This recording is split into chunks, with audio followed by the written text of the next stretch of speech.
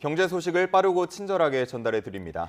오늘 경제 이슈는 유혜미 한양대학교 경제금융대학 교수와 자세히 이야기 나눠보겠습니다. 교수님 안녕하세요. 안녕하십니까. 자, 오늘은 외식 물가 얘기부터 해봐야 할 것 같은데요. 지난 주말에 정말 냉면 한 그릇 생각나는 그런 더위가 찾아왔습니다.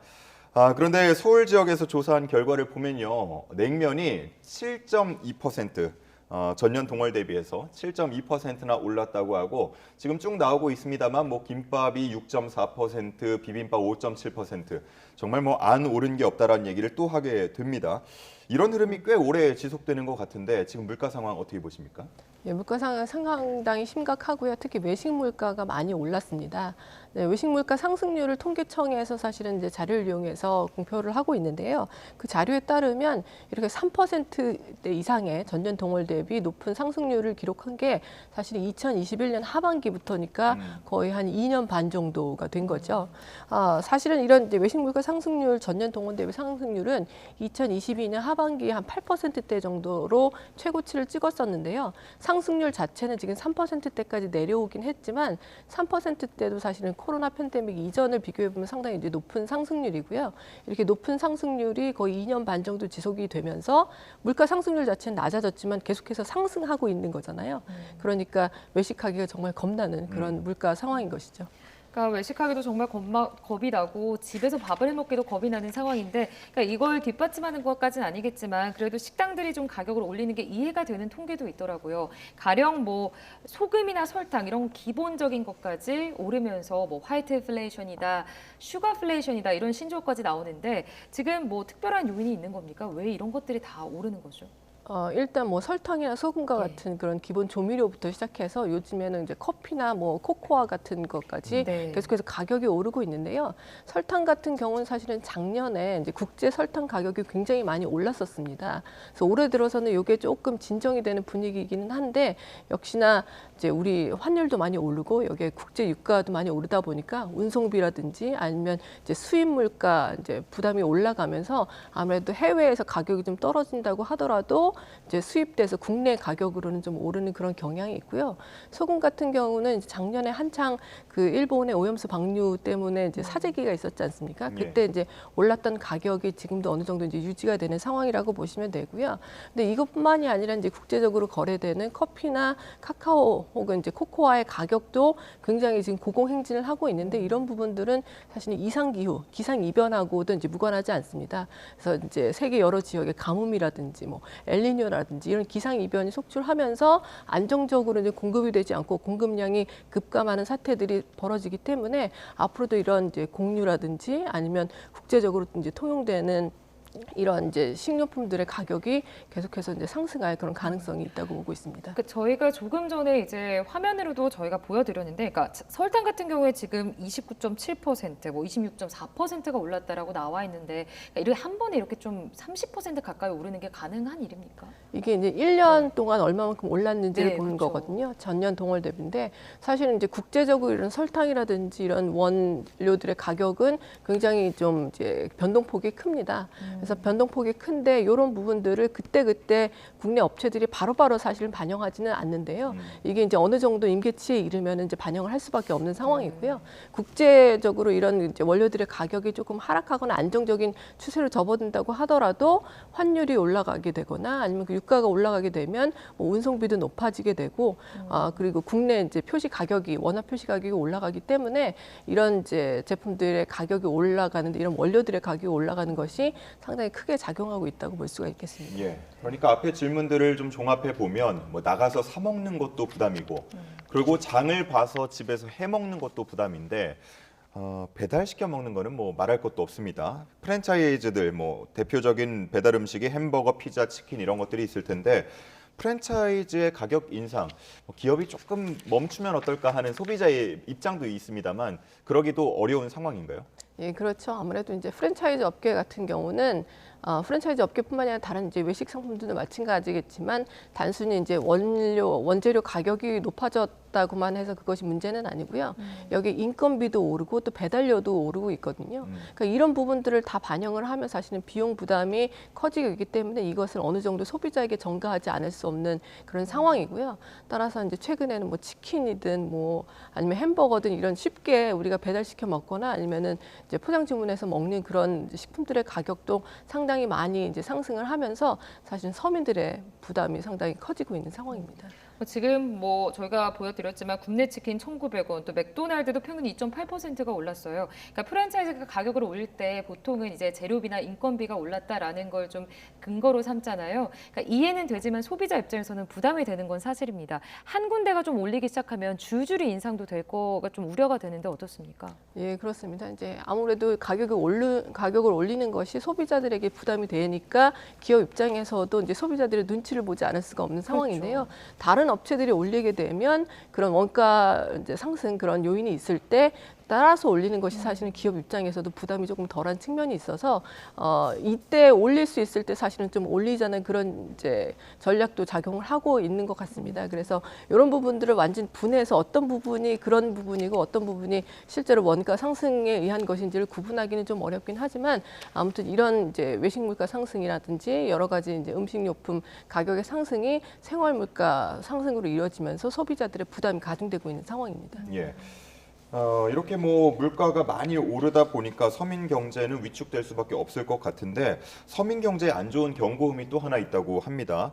저축은행의 지난해 연체율이 6.55%였는데 올해 1분기는 이게 뭐 7, 8%까지 갈 수 있다라는 얘기 나오고요. 카드사 연체율도 뭐 5년 새 최고다 이런 얘기들 나오고 있습니다.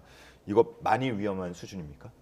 사실은 장기 평균하고 비교해서 이 수치 자체가 굉장히 위험한 수준이라고 보기는 어렵긴 하지만 이것이 최근 급격히 상승하고 있기 때문에 이 부분들이 조금 이제 문제라고 볼 수가 있겠습니다. 저축은행 같은 경우는 이제 연체율이 6.55%인데요. 이런 이제 연체율이 상승한 부분의 상당 부분은 부동산 이제 프로젝트 파이낸스의 연체율이 올랐기 때문이라고 보고 있습니다.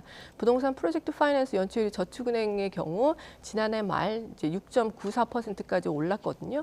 그런데 이게 전 업권을 통틀어서 가장 큰 폭으로 이제 상승을 한 겁니다. 그 전해에 비해서요. 그러니까 이렇게 부동산 PF 프로젝트 파이낸싱의 이제 연체율이 높아지고 있는데 이것이 지금 끝이 아니라 올해 지금 1분기에도 그렇고 부동산 시장이 완전히 굉장히 급격하게 화랑으로 이제 바뀌지 않는 이상은 계속해서 그동안 진행돼 있거나 아니면 첫 삽도 뜨지 못한 그런 PF들이 부실화될 가능성이 크기 때문에 앞으로도 상당 기간 이런 이제 부동산 PF의 연체율이라든지 아니면 부실화가 저축은행에 좀 발목을 잡을 수 있다는 얘기가 나오고 있습니다. 그러니까 뭐 부동산 PF 대출 연체 우려가 지금 이렇게 커지는 상황에서 정부 차원에서 할 수 있는 어떤 정책이나 제도 개선 부분은 좀 없습니까? 사실은 이런 이제 부동산 PF가 이제 부실화되면 이것들을 이제 털어내야 되는 거죠. 그래서 정리 과정에서 정부가 이제 지원할 수 있는 방안을 고민을 해봐야 되겠는데요. 예. 일단 이런 이제 하반기부터 이제 금융당국이 이 부동산 PF 부실화된 그런 채권들을 정리하는 거를 본격적으로 시작하겠다고 지금 발표를 한 상황이고요. 따라서 경매나 공매 같은 것을 활성화하는 것이 한 가지 이제 지원책이 될 수가 있겠고요. 여기에 이제 저축은행들이 아직까지는 기초 체력이 탄탄한데 이제 향후 더 발생할 부실에 대비해서 대손 충당금이나 대손 준비금을 더 많이 쌓도록 유도하는 것, 뭐 이런 것들이 정부가 할 수 있는 방향이라고 생각하고요. 또 금융당국에서 언제든지 이런 이제 문제점들이 조금 더 큰 이제 위기로 번지지 않도록 계속해서 감독이나 모니터링을 강화하는 것도 금융당국의 역할이라고 볼 수가 있겠습니다. 그럼 교수님이 보시기에는 지금 말씀해주신 어떤 제도나 역할들이 좀 실효성이 있다고 보십니까? 어떻게 보세요? 예, 아무래도 이제 지금 같은 상황에서는 계속해서 이제 모니터링하고 감독하면서 네. 어떤 부실 징후라든 것이 그 위기나 이런 것을 전이될 가능성이 보일 때 신속하게 이제 대응하는 것이 필요할 텐데요. 그런 부분들에 있어서 금융당국이 할 역할이 있을 것이고요. 그런데 이제 2011년에 저축은행 사태가 있으면서 그런 당시와 같은 상황이 다시 재현되는 것이 아니냐 하는 우려를 하시는 분들도 있을 텐데 예. 그때와 비교해서는 저축은행이 상당히 좀 우량하다고 해야 될까요? 기초 체력이 좀 탄탄한 상황이기 때문에 그런 가능성은 그렇게 크게 우려할 상황은 아니라고 보고 있습니다. 예. 네. 다음 주제 살펴보겠습니다. 지난주에 1분기 성장률이 발표됐는데 시장의 전망치가 뭐 0.6%, 0.7% 수준이었는데 1.3%가 나왔습니다. 뭐 당국도 깜짝 놀랐다고 하는 소식들 전해지고 있고 그러다 보니까 원래 연간 성장률 전망치를 2.2%로 잡고 있다가 이게 일각에서는 또 2.2%대 후반대까지 올려야 한다 이런 얘기도 나오고 있는 것 같습니다. 어떻게 보고 계십니까? 저는 이제 뭐 그 성장률 자체를 조금 더 전망치를 올릴 가능성은 있다고 보고는 있는데요. 그런데 아직까지는 불확실성이 상당히 많습니다. 그래서 올해 1분기 성장률은 예상보다 굉장히 좋게 나온 것이 사실이지만 이것이 계속해서 지속이 될지 아니면 좀 더 꺾일지는 향후 이제 나타나는 지표를 좀 보면서 판단을 해야 될 텐데요. 1분기에 이제 GDP 성장률이 좋게 나온 이유가 사실은 이제 내수가 생각보다 좋았다라는 겁니다. 그래서 민간 소비가 전기 대비로 0.8% 늘어났고 1.3% 이제 성장률 중에서 0.4%포인트는 이 민간 소비가 견인했다고 이제 나타났습니다. 그리고 건설 그 투자가 사실은 이제 전기 대비해서 2.7%가 늘었고 이게 역시나 이제 1.3% 중에서 0.4%포인트 성장을 견인하는데 기여했다고 나타났는데요. 이 건설 같은 경우는 사실은 그 전기, 즉 지난해 4분기에 워낙에 좀 안 좋았었습니다. 민간 소비도 지난해 이제 4분기에 그렇게 좋은 상황은 아니었는데 그래서 약간의 기저 효과가 작용했을 가능성이 있고요. 거기다가 민간 소비 같은 경우는 아무래도 이제 올해 들어서 환율도 높아지고 또 국제 유가도 또 뛰게 되면서 이런 것들이 국내 이제 물가 상황을 좀 안 좋게 만들 여지가 더 있기 때문에 고물가가 더 이어지고 이것으로 인해서 고금리가 더 오랫동안 지속이 된다면 이제 민간 소비가 꺾일 가능성을 우리가 배제할 수는 없는 상황이고요.